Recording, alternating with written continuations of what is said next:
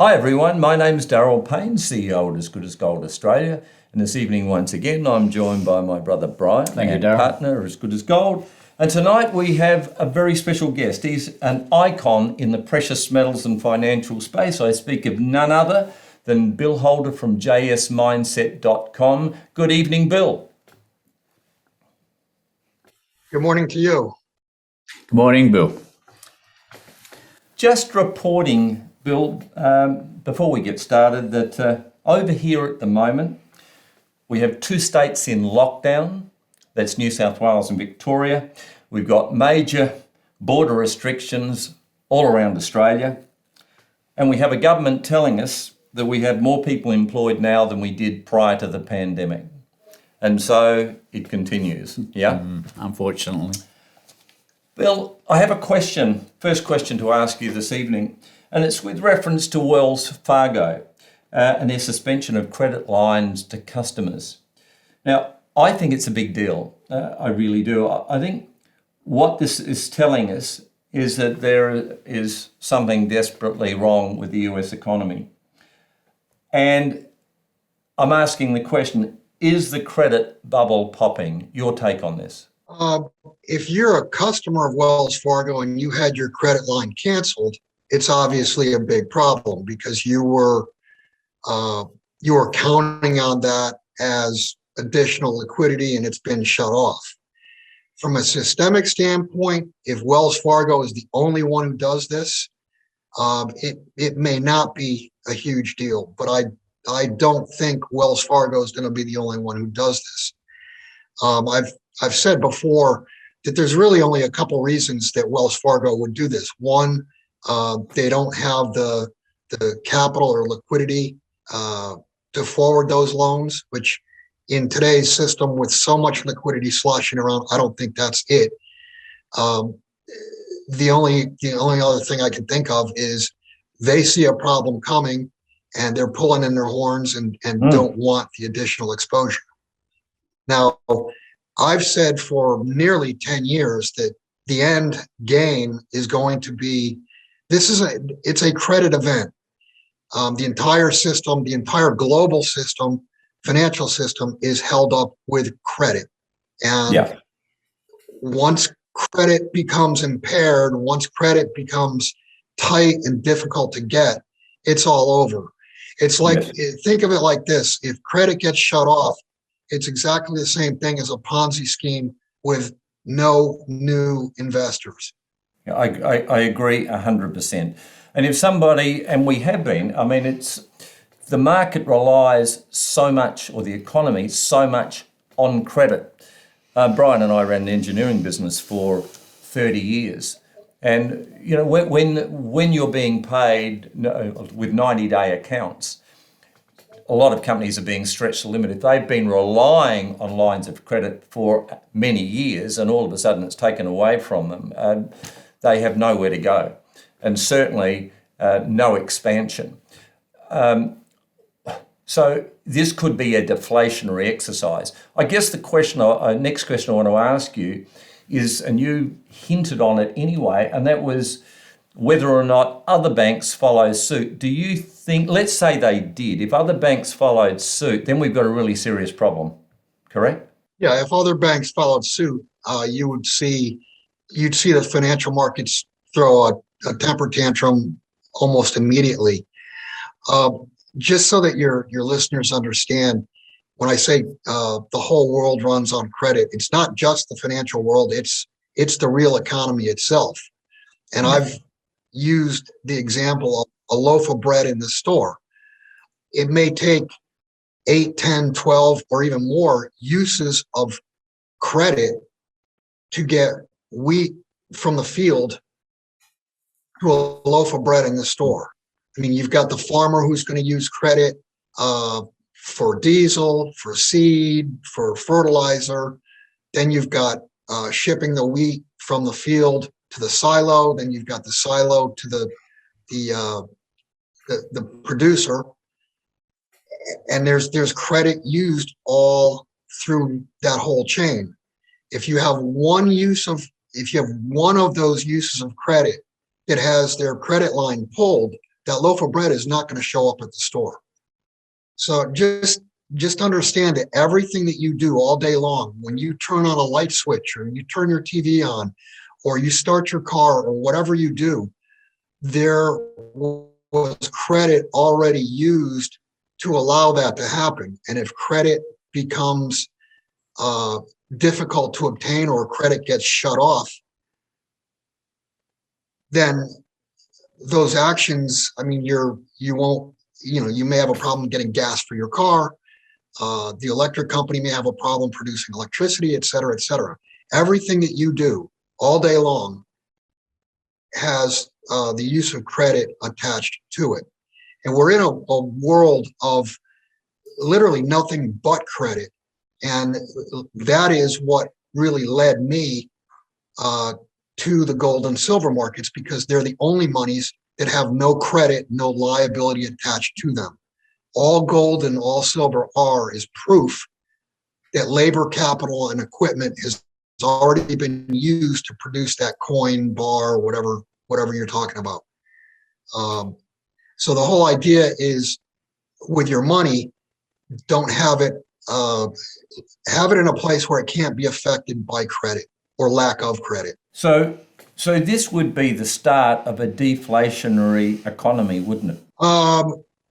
It would be the start of a deflation, but understand that all currencies are credit-based.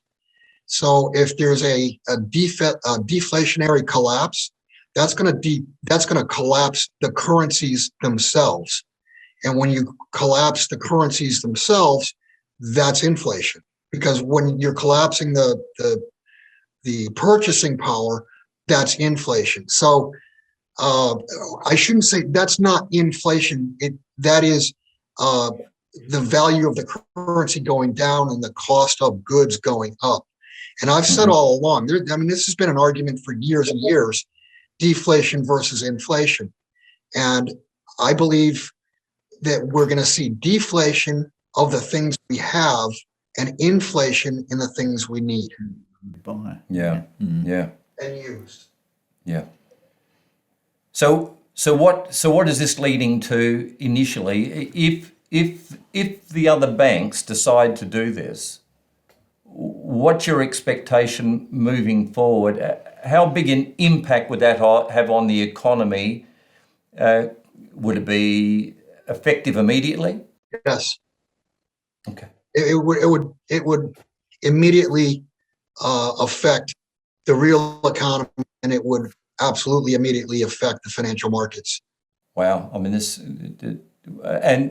and I would think, well, if you could explain to me, Bill, how long do you think it would be before we'll have an answer on this? How long do you think it would take other banks to follow Wells Fargo? What are your thoughts? I have no idea. I mean, I don't sit on any bank board of directors. I mean, I have no idea what their thought process is. What I can tell you is, if other banks do follow, it will be, 48 hours, 72 hours before things start to unravel. You'll see markets unravel quickly, because if credit gets pulled, then investors, when I say investors, I'm not talking, individuals, but it will go all the way down to individuals. They're going to wonder, worry, and fret as to their counterparty. Did their counterparty get their credit line pulled? If the counterparty got their credit line pulled, it means you're not getting paid. Yeah, exactly. Yeah. Big deal. Yep. Bill, it's Brian here. Bill, I just noticed an article the other day. Basically, it was referring to the price of, and this is on the inflation side of things, the price of shipping containers, especially out of China, these 40-foot size containers leaving China, now cost an average of $16,000, whereas 1 year ago, the price was $2,600, $2,500, which is an increase of 600% over an annual, over a year. Is it in your belief that this inflation is not transitory, and soon we will have, let's say, 1970s inflation? I think we're very, very close already, 1970s style inflation. I mean, you're seeing it across the board. So from the standpoint of, I mean, we've gone full circle, and the inflation is already in the system. These central banks have already created literally trillions of dollars of currency. That's the inflation. When you're seeing the price go up of goods, that's the purchasing power of the currency go down. That's the result of inflation. The inflation is actually pumping the money into the system. Yeah, look, do you think that gold will be seen as the best protection? I mean, we see on a daily basis or a weekly basis gold and silver being knocked down. It goes for a bit of a run, then gets knocked down. But do you see once people see the effect of inflation at the supermarket, will the investors see gold as their best protection? I think people are already seeing that. You're seeing much bigger demand over the last 12 months, as opposed to prior to that. You're seeing big retail demand. And as I mentioned earlier, the reason to own gold and silver is not necessarily, I mean, you're asking the inflation question. I think the better question is the deflation question. Gold will perform. We're going to see both. We're going to see, as I mentioned, the deflation of the things you have and inflation of the things you need. But the deflation is going to affect the currencies themselves because they are credit based. They're not backed by gold. They're not backed by oil. They're not backed by anything other than the full faith and credit of the issuer. So once this thing goes, starts to go upside down, you're going to see currencies collapsing left and right. And in those currencies, the price of gold will go to the moon. Yeah. I guess the best way to describe this, the opposite of zero is infinity. Yep. Yeah. And when I say the opposite of zero is infinity, what I'm talking about is these currencies have an intrinsic value of zero. And I'm not saying that gold is worth infinity, but what I'm saying is gold is the only money, gold and silver are the only real monies on the planet. And that's going to be figured out before this is all over. People are going to figure that out. And it's not necessarily, yes, from an inflation standpoint, the average guy in the street will look at it and say, oh, well, my dollar's not buying as much. But when you really dig down to it, it's the deflation that's going to kill these currencies. Bill, I want to talk about silver. We talk gold and silver. I'd like to just go back to silver for a moment and talk about silver prices. Now, the fundamentals are great. Silver is in demand industrially. Investment demand is good. Prices are not reflecting this. So what's holding the prices down? I think it's pretty well documented that paper suppression, paper contracts being sold on COMEX, LBMA, et cetera, the unbacked paper contracts being sold have basically collared the price.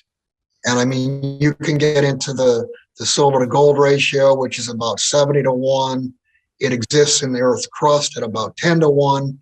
And the last I'm hearing is that it's actually being mined at this point at 7-1.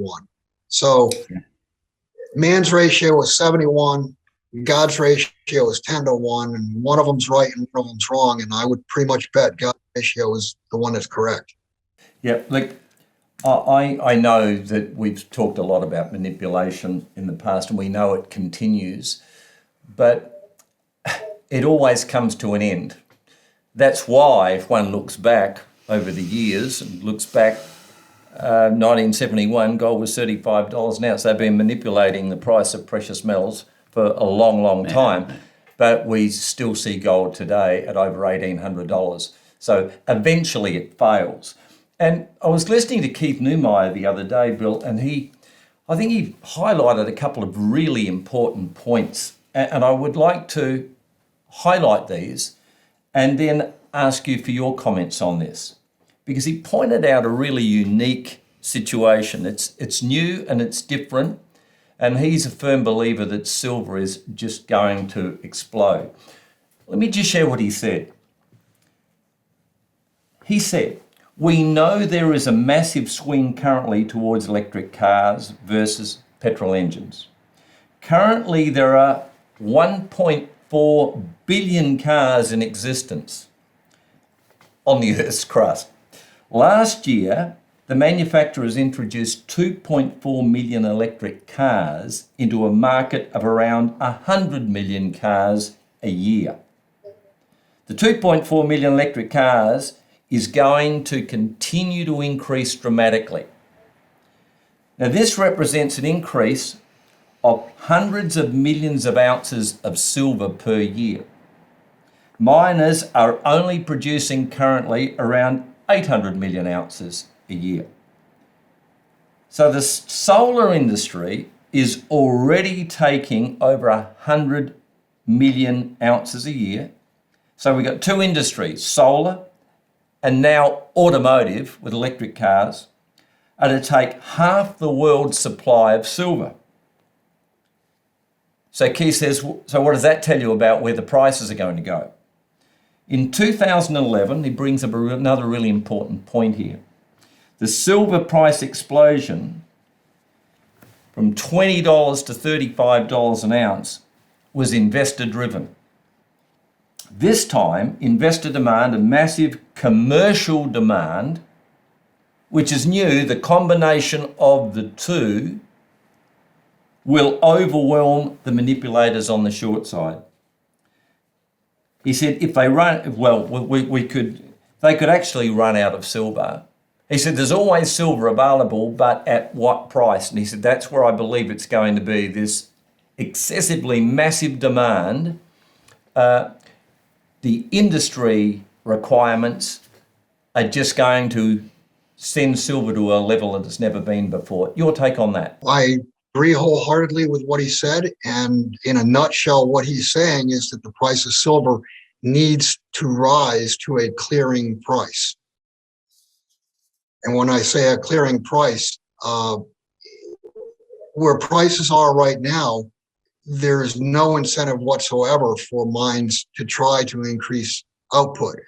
And understand that mines can't snap their fingers and all of a sudden start increasing output. It takes years and years to begin to increase output. So you're going to need a higher price and a higher price to stick in order to create more supply. And demand at this point, there is a supply deficit. And it doesn't make sense with the prices where they are that there's a supply deficit, because prices should be rising and rising smartly. They're not, because of the paper contracts that are being sold. And that will end, and I'm on the record for many years that there will ultimately be a delivery default, failure to deliver. Yep. And then you'll see prices go to levels that many think are not even possible. Yeah, and he's thinking that right now. He's suggesting that, and he's always been very, very positive about silver, but now $150, $200, he sees it achieving those levels easily. So it's certainly outperforming gold.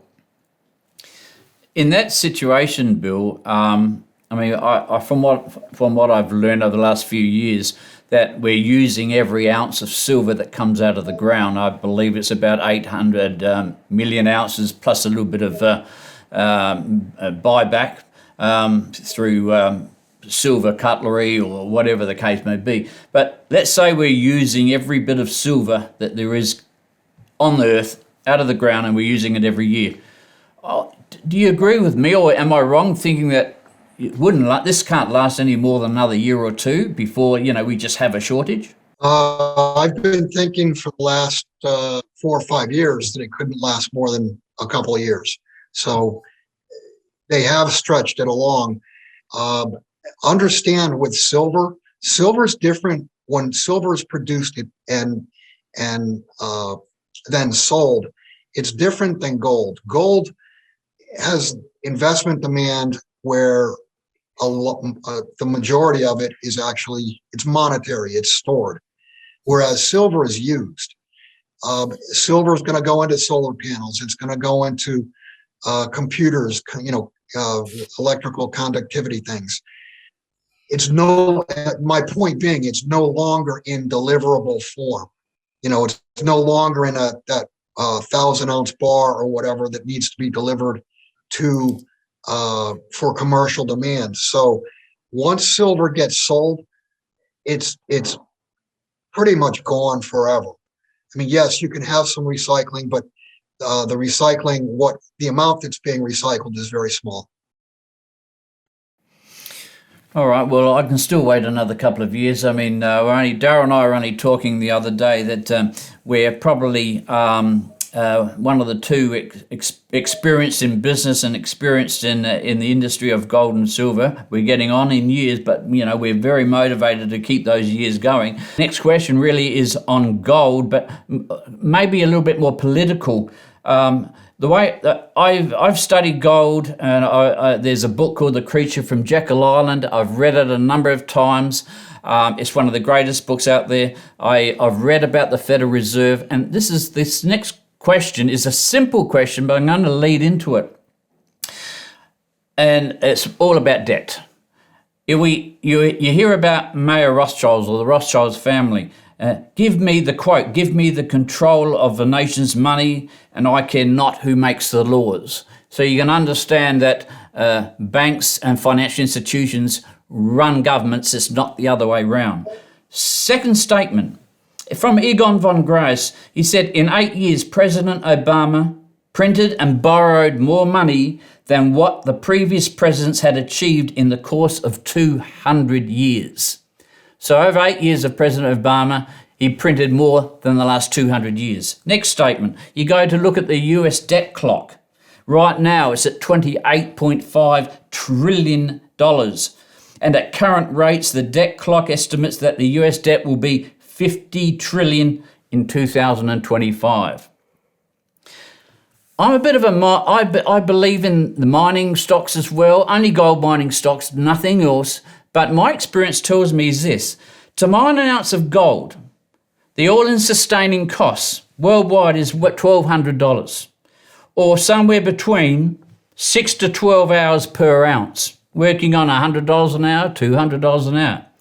To print $1,200 or 12 times $100 bills, 2 to 4 seconds. What is value here? My question, Bill, when do you believe that the people of the United States and Australia will wake up and march against this fraudulent monetary system?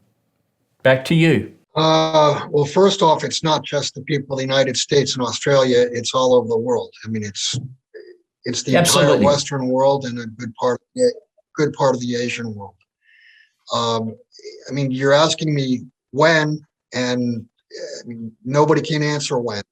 The only thing I can tell you is that it's happening now, right in front of your eyes. They're at the end of the game as far as creating more and more debt, and the reason being the debt that's out there already cannot be paid back.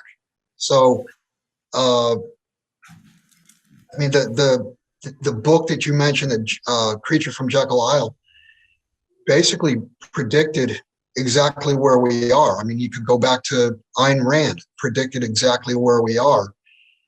This is a debt bubble that cannot survive without more and more debt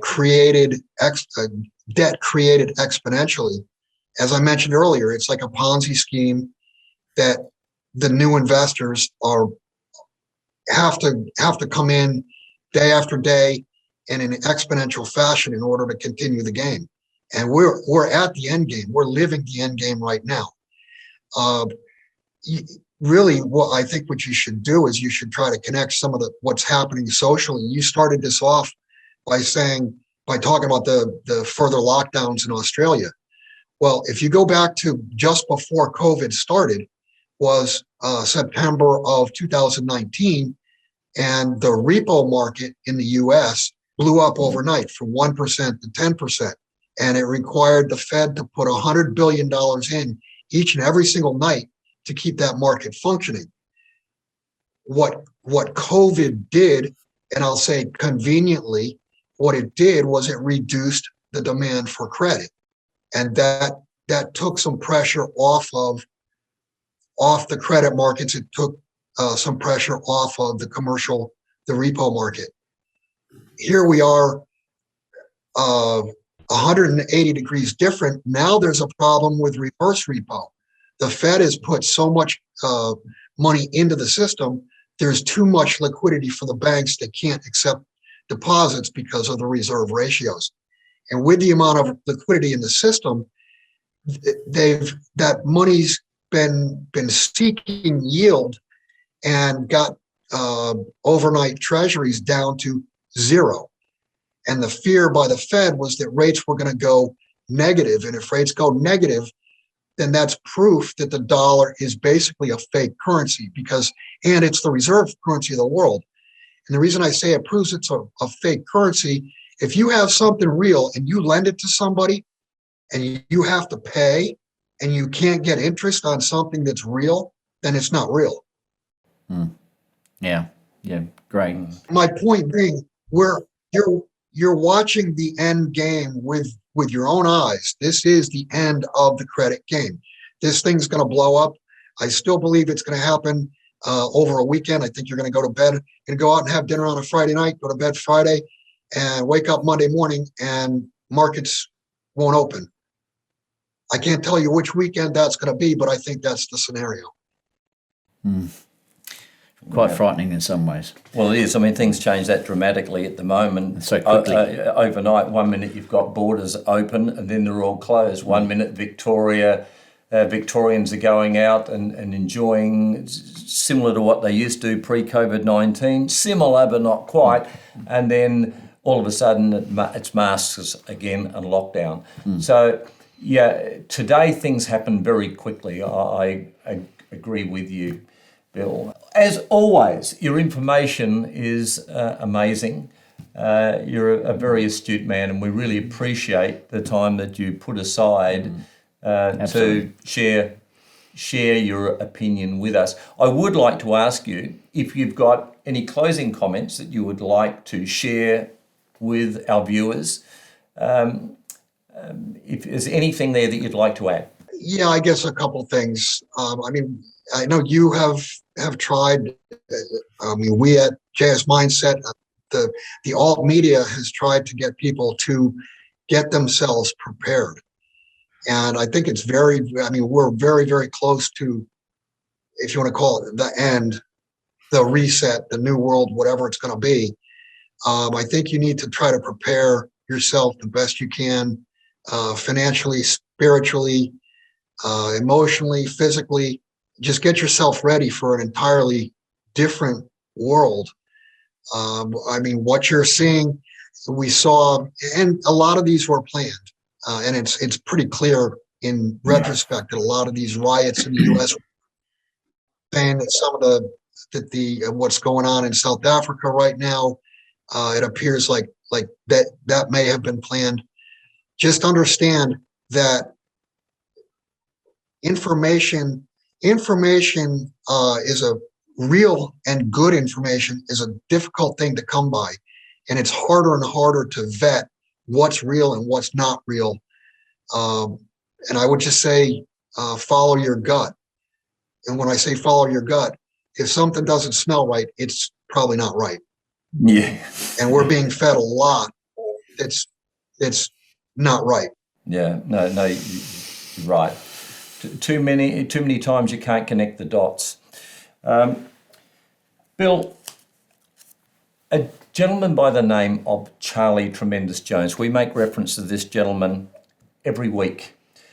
It was a great motivator, but he made reference to the fact that, he would always say, in 5 years' time, you'll be in exactly the same position that you're in right now, apart from two things: the people you meet and the books you read. And he was a great reader. He had a massive library. But here we are tonight. We're chatting with Bill Holter. And there's an opportunity for our viewing audience and our subscribers to connect with Bill through jsmindset.com. What a wonderful opportunity. I mean, this is something you should take advantage of when a situation like this arises.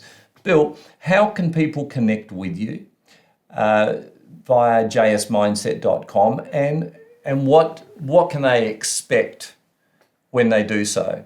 If you could share that with us, that'd be great. Yeah, you can go to JS Mindset. That's JSMINESET.com. You can go to the contact page, or you can contact me by email at bholter@hotmail.com. Fantastic. And what would they expect? What sort of information could they expect to see on a regular basis? Actually, our website, we're right in the middle of changing it. We were a free website with a subscriber side, and now what we've decided to do this is just a function of what's going on in the world, if you will. Yeah. We're going to collapse the free site. It's going to be subscriber only. We do plan, and I should talk about this, we do plan on offering a compendium of everything that we posted over the last 6 years. And we're doing that in the hopes that the compendium survives, because we basically commented on real history in real time over the last, well, Jim has done it, 2002, 2003. But the compendium is going to go back 6 years. And basically, it's, of course, a lot of it's our opinion, but you can decide whether you agree or disagree with the opinion. But what we've done is everything that we've posted, which includes articles, real dots to connect, it is history. And history is being rewritten on a daily basis. I mean, they're tearing statues down, they're teaching kids ridiculous stuff in schools, and history is going away. And our hope is that some of these compendiums turn up in 25 or 50 or 100 years, when people are asking, how could those people have, just like we for years wondered how the people of Germany could have been so stupid and so dumbed down to let what happened there happen. Yep. It's happening again. It's happening all over the world.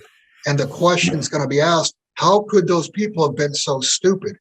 Well, this compendium is, it's real history, and people in the future, hopefully, if some of these still, exist 50, 100 years from now, you'll be able to look at it and go, there were some people that were saying, this is what's actually happening. Right, fantastic. Look forward to it. Oh yeah, something very much to look forward to, and Bill just makes so much sense, and it's just been a privilege to be able to chat with you again, Bill. Really appreciate you putting aside the time to support this channel, and to our viewers and subscribers, we'd like to thank you so much for supporting this channel, and can I say, until next time, if we can all stay well, stay focused. And goodbye for now. Goodbye for now.